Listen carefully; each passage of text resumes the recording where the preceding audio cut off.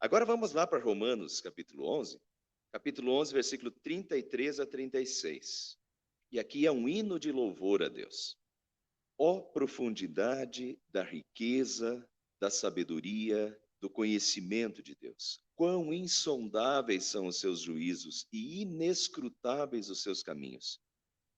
Quem conheceu a mente do Senhor? Ou quem foi o seu conselheiro? Quem primeiro lhe deu para que ele o recompense? Pois dele, por ele e para ele são todas as coisas. A ele seja a glória para sempre. Amém. Ontem eu recebi uma daquelas mensagenzinhas do WhatsApp que eu já tinha recebido uns 2 anos atrás, se é que eu já não recebi uns 4 também atrás. É aquelas que ficam circulando pela internet, né? Mas tem muitas dessas historiazinhas da internet aí, do WhatsApp, que tem uma boa moral por trás. Então, a de ontem que eu recebi, falava de um filho que perguntou ao pai, pai, qual é o tamanho de Deus? E daí o pai viu um avião passando no céu e disse assim, qual é o tamanho daquele avião? E daí ele fez assim, é bem pequenininho. Daí o pai levou ele para o aeroporto e mostrou o avião para ele. Então, e agora? Qual é o tamanho do avião? É bem grande, pai, né? E daí o pai falou assim, assim também é com Deus. Dependendo da proximidade que você está dele, né? Você vê melhor o seu tamanho e a sua grandeza. Quanto mais distante dele estamos, menor ele nos parece, mas quanto mais próximo deles estamos, então a gente começa a admirar, perceber e admirar toda a sua grandeza. Essa questão de a gente admirar mais a grandeza de Deus quando nós estamos mais perto, é o que diz respeito a nós, mas no que diz respeito a Deus, Deus nos parece menor ou Deus nos parece maior, de acordo com a proximidade, mas o ser de Deus não está implicado nisso. O ser de Deus permanece o mesmo. E a grandeza de Deus é absoluta em si só. Nós só a percebemos quando nós estamos próximos, ou, né? Mas isso não interfere na natureza de Deus e no ser de Deus, que é grandioso por si só. E essa é a questão aqui, quando o apóstolo Paulo está citando 2 passagens do Antigo Testamento. Isaías 40, que foi a que a gente leu, e Jó, capítulo 41. Um dia desses, eu vou ainda passar essa de Jó com vocês. Só que eu nem sei como é que eu vou estruturar essa mensagem. Porque tem que pegar do capítulo 38 e ir até o capítulo 41. São 3 capítulos inteiros de um discurso de Deus com Jó. Bem extenso. Então, Iene, não sei como é que eu vou estruturar ainda. Quem viver, verá. Mas, em ambos os casos, tanto em Isaías 40, que foi a que nós lemos, quanto em Jó 41, o assunto é o mesmo. É o ser humano, em sua pequenez, querendo questionar o Deus grandioso, como se ele soubesse melhor do que Deus. E nos 2 casos, tanto em Isaías quanto em Jó, Deus então tem que dizer, escuta, em Jó é interessantíssimo. Jó questiona Deus. E daí Deus diz, escuta, então vamos lá, Jó. Onde é que você estava quando eu estava criando tudo? Você presenciou, né? E daí Deus, 3 capítulos inteiros, Deus pega detalhadamente. Você estava lá quando eu estava criando isso? Você estava lá quando eu estava criando aquilo? Você viu como eu criei aquilo? Entendeu? Inclusive, no nosso texto, entra 2 coisas interessantes que eu acho que a Rafaela nunca pensou, nem nenhum de nós. Deus questiona, escuta, você estava lá quando eu estava pesando as coisas e medindo as coisas? A gente não consegue imaginar que Deus pesou as coisas e mediu as coisas. Agora pensem nessa grandeza de Deus. Ontem à noite, antes de dormir, eu pego e dou uma olhada. Quando a gente coloca o celular para o lado esquerdo, aparece aquelas notícias, né? E eu estava olhando as notícias e apareceu lá uma sobre se Vênus, o planeta Vênus, se movimentasse 0,1 graus, o que aconteceria? Os cientistas estavam fazendo aí algumas suposições, mas o fato é o seguinte: se houvesse um pequeno achatamento da órbita de Marte e de Vênus, pequeno achatamento na órbita, nós morreríamos fritos. Entende? Seria tão calor que não haveria mais vida na Terra. Um pequeno achatamento da órbita de Marte ou de Vênus. Compreende? Agora, o que tem a ver com a órbita? O peso? Compreende? A gente não consegue nem imaginar a profundidade do conhecimento, da sabedoria e do conhecimento de Deus em fazer tudo isso. Em pesar, porque a órbita tem a ver com o peso de cada um. Em medir, não sei se vocês já leram sobre isso, o planeta Terra está num lugar que poucos graus acima, nós fritaríamos por causa da proximidade do Sol, e poucos graus abaixo nós congelaríamos. Nós estamos no ponto exato. Nós estamos no ponto milimetricamente exato. Compreende? Então Deus pega Jó e isso, olha pessoal, nós estamos em 2022 e hoje nós estamos aí, temos a astronomia toda estudando isso. Agora, Jó não sabia de nada disso, né?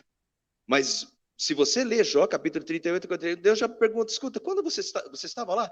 Inclusive, um dia eu vou falar sobre as Pleiades, que Jó fala sobre o entrelaçamento das Pleiades. É constelações, e elas estão entrelaçadas, e não se vê a olho nu. Então Jó não conseguia nem saber disso.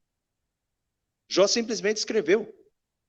Hoje, com os telescópios, a gente vê que elas estão entrelaçadas, as Pleiades. Compreende? Isso fugia do conhecimento de Jó.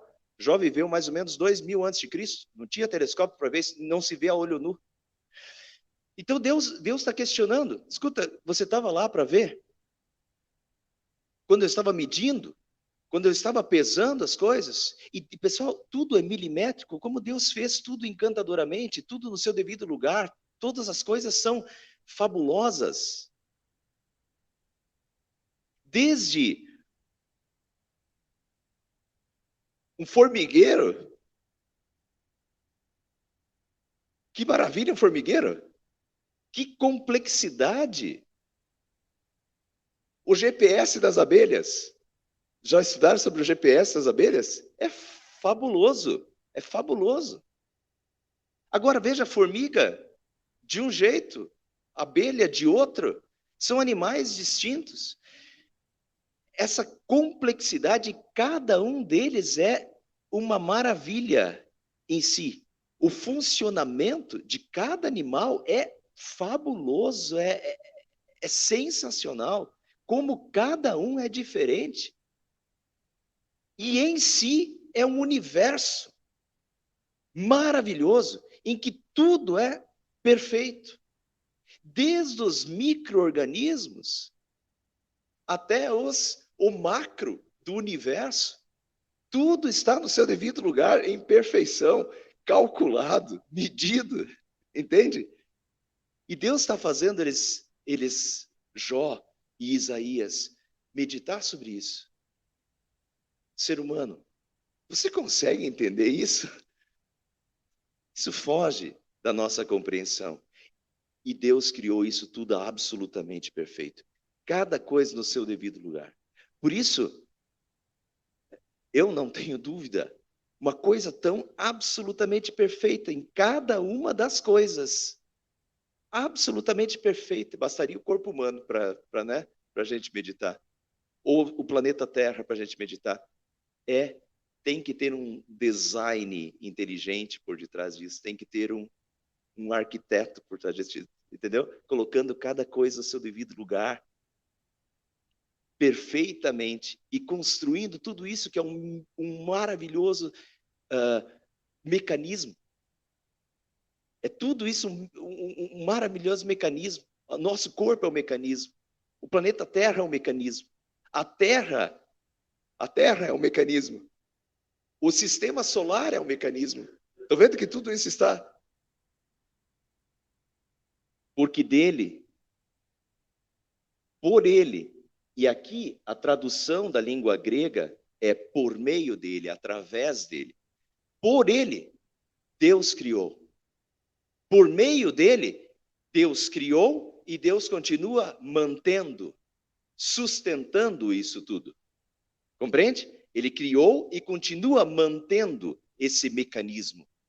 Ele não abandonou. E para ele são todas as coisas. A ele, pois, a glória eternamente. Muito bem. Agora, e daí se a gente viesse, ó profundidade da riqueza, da sabedoria e do conhecimento de Deus, quão insondáveis são os seus juízos, quão inescrutáveis os seus caminhos. Insondáveis, não se pode sondar, com inescrutáveis. É impossível entender, compreender tudo. Né? Tudo que Deus criou, essa sabedoria, esse conhecimento de Deus. Se a gente vem para nós, como é que a gente entende esses caminhos de Deus e como Deus faz as coisas e como Deus traça? Não é só para o cosmos, isso é verdade para nós também. A minha vida e a da Silvia eram retas paralelas, né? Eu aqui no sul, ela lá no nordeste. Como é que essas retas iam, né?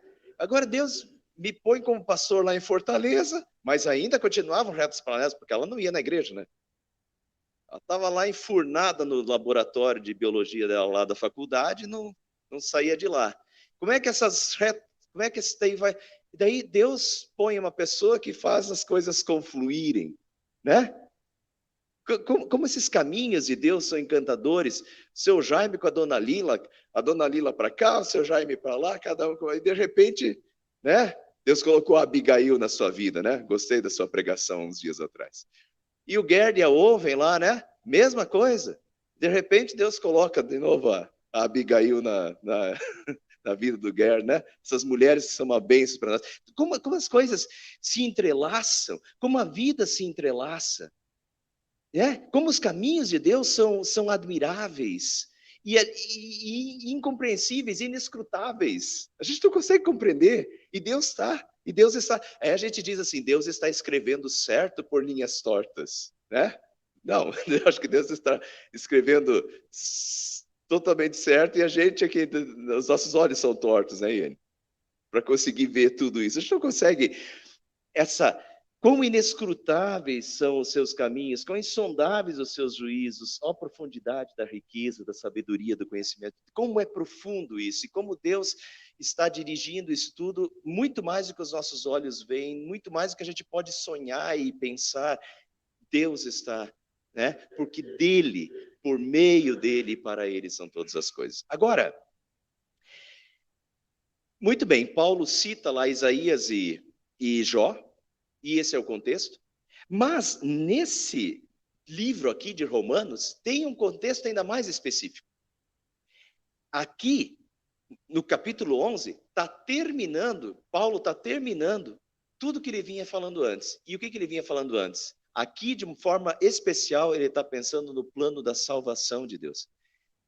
Como é maravilhoso o plano da salvação de Deus. E para nós, muitas vezes, difícil de entender. Mas como o plano da salvação de Deus é maravilhoso.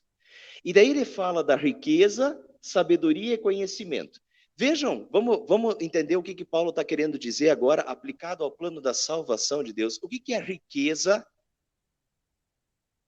Quando a gente aplica para o plano da salvação de Deus, o que é riqueza? Riqueza tem outro sentido agora. Romanos, capítulo 2, lá no início. Será que você despreza as riquezas da sua bondade, tolerância e paciência? Deus é rico em bondade, tolerância e paciência. E nós que o digamos, né?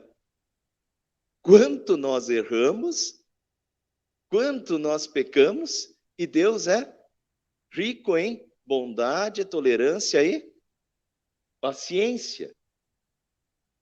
Nele temos a redenção por meio do seu sangue, o perdão dos pecados, de acordo com as riquezas da graça de Deus. A riqueza da graça de Deus. Graça significa amor imerecido.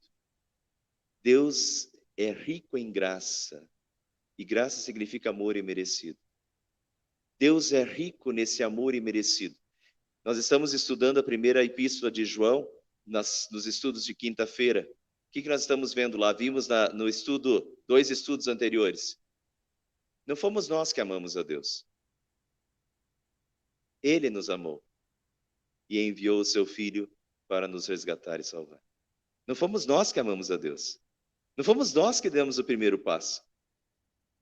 Foi Ele que deu o primeiro passo. Foi Ele que veio em nossa direção. Não fomos nós que amamos a Deus, mas Ele nos amou. Deus é rico em bondade, em tolerância, em paciência, é rico em graça, no seu amor imerecido por nós, né? Essa é a riqueza de Deus também para nós. Agora é um texto um pouquinho mais longo. Aqui vai entrar sabedoria, ó. Ao lerem isso, vocês poderão entender a minha compreensão do mistério de Cristo. Tem um mistério, e esse mistério,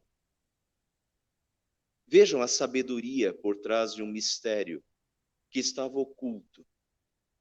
Esse mistério não foi dado a conhecer aos homens de outras gerações, mas agora foi revelado pelo Espírito.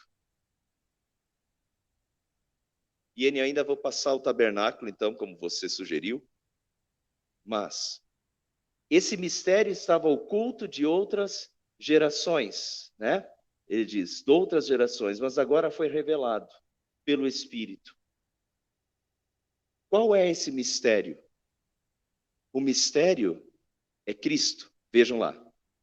Foi-me concedida a graça de anunciar aos gentios as insondáveis riquezas de Cristo e esclarecer a todos a administração deste mistério que durante as épocas passadas foi mantido oculto em Deus, que criou todas as coisas. Durante as épocas passadas foi mantido oculto em Deus.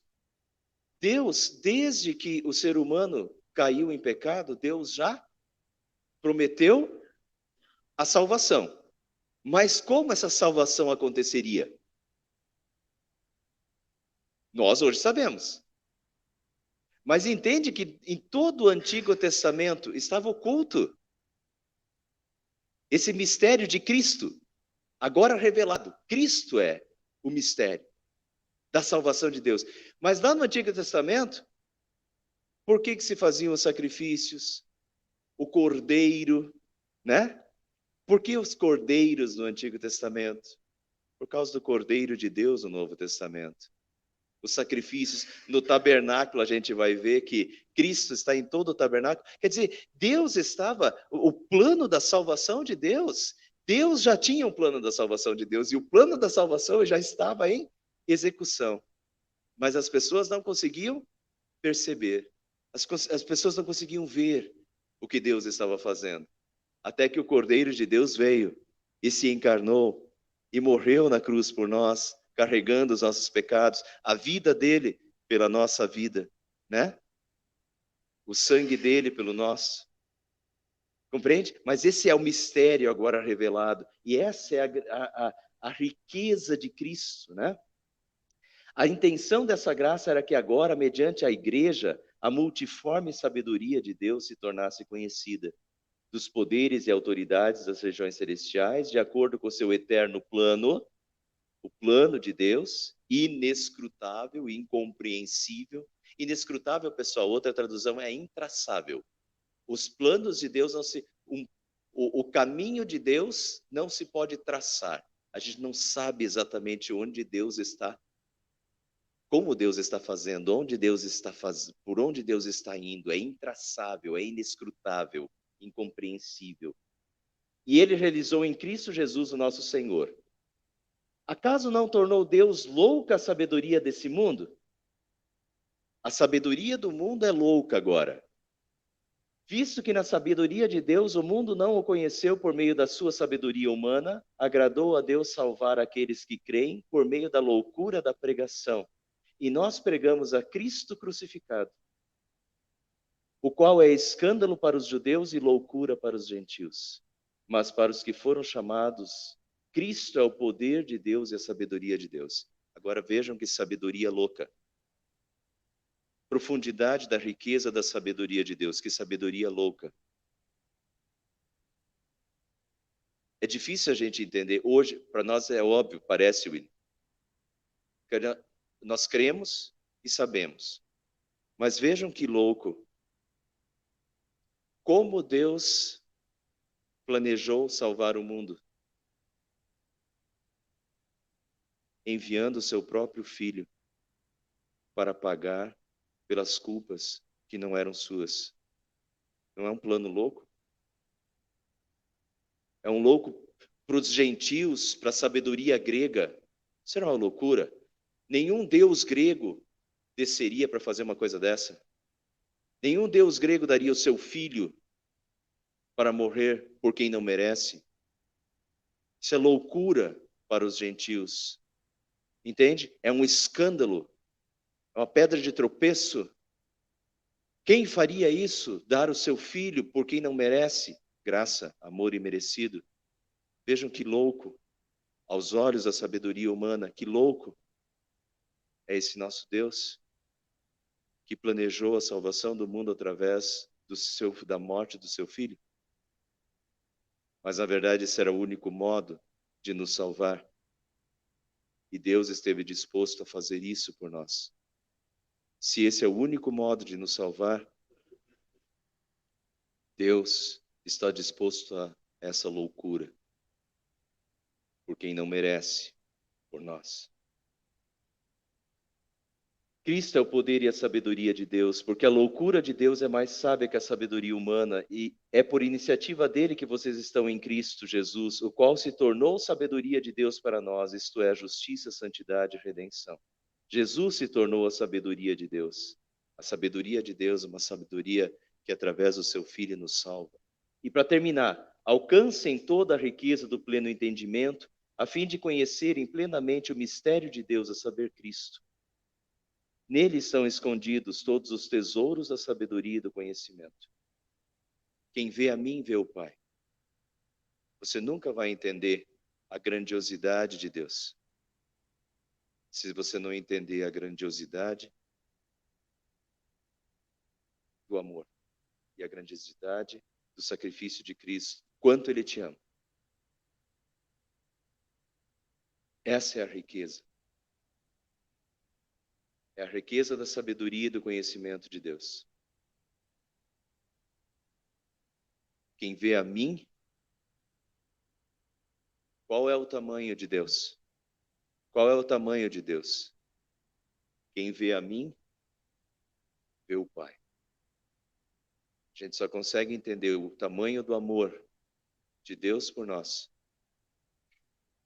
quando a gente vê o que Ele teve disposto a fazer por nós. Por nós, quem primeiro lhe deu para que Ele recompense? Você deu alguma coisa para Deus para que Ele te recompense dessa forma?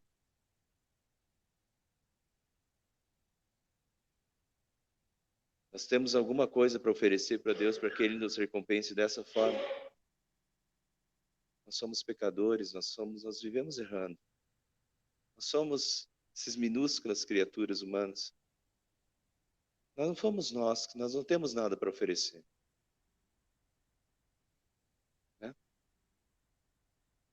O que você deu para Ele para que te recompense? É óbvia, a resposta óbvia é nada. Nós amamos porque Ele nos amou primeiro. Por causa da riqueza da sua sabedoria e do seu conhecimento, do seu amor por nós. E, pois dele, por ele e para ele são todas as coisas. Quando nós aplicamos isso para a parte espiritual, nós podemos aplicar isso para a criação toda, e é verdade, pois dele, por meio dele e para ele são todas as coisas. Mas quando nós aplicamos isso para o lado espiritual, significa o seguinte: pois dele veio. Não fomos nós que amamos a Deus, foi ele que nos amou, certo? Pois dele veio. Por meio dele. E por meio dele é também, Romanos capítulo 6 fala de que do renascimento, por meio dele veio o renascimento. Quem nos converteu? O Espírito Santo. 1 Crônicas diz assim: o que tens tu que não tenhas recebido? O que você tem que você não tenha recebido? Em todos os sentidos. Frei, o que você tem que não tenha recebido? Desde o patrimônio de vocês. É bênção. Agora, no lado espiritual, tem fé, William? Por quê? Porque o Espírito Santo te tocou. A fé é dádiva, é dom. O que você tem que você não tenha recebido? Você deu alguma coisa? Não, ele te deu. Pois dele, por meio dele, continua sendo sustentadas. Nós só temos fé hoje porque o Espírito Santo continua agindo no nosso coração. Se o Espírito Santo saísse hoje na nossa vida, amanhã a gente estaria incrédulo. Pois dele, por meio dele, e para ele são todas as coisas. Tudo que nós temos, em todos os sentidos, na criação, no universo, tudo que nós temos em todos os sentidos veio dele.